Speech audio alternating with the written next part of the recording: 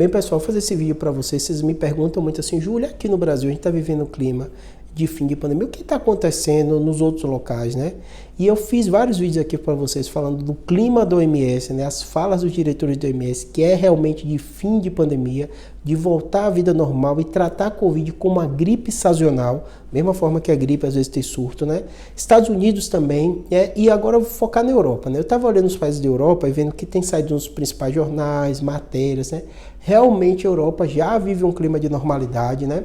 A OMS já deu vários indícios em entrevistas, inclusive em países europeus, dizendo que a gente está próximo e vai decretar o fim da pandemia, inclusive já tratando a Covid como uma gripe sazonal, que vai ser da mesma forma, vira e mexe a gente vai ver casos, pode ter mutação, a gente vai lidar dessa maneira, mas os países, realmente os países europeus, né, a Inglaterra, a França, a Itália, a maioria deles já vivem um clima de normalidade.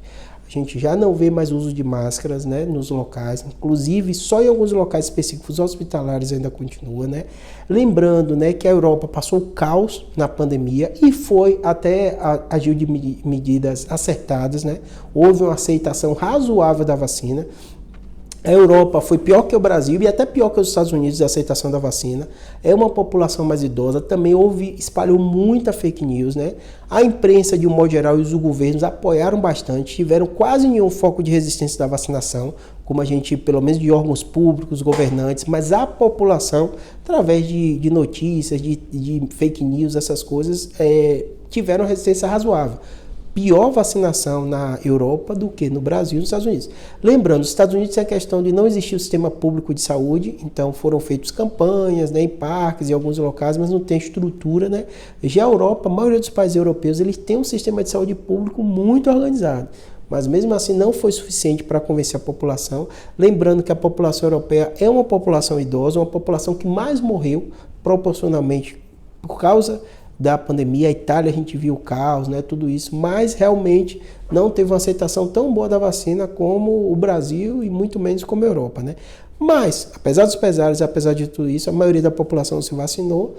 Muita gente pegou o Covid e se recuperou, então está parcialmente imunizada, era melhor ter tomado a vacina, mas a gente já vive um clima de normalidade, queda de número de mortes, queda de internação, poucas matérias, tem saído bem menos matérias na imprensa, notícias de jornais sobre Covid, então realmente a gente já vive um cenário de normalidade, tá bom? Espero que tenha ajudado, se sair alguma notícia, alguma mudança eu falo para vocês, mas é o clima mesmo, né? A OMS falando, Europa já vivendo normalidade, Estados Unidos vivendo normalidade, bem parecido com o que a gente está vivendo aqui no Brasil também, sendo que o Brasil está atrasado na vacina bivalente.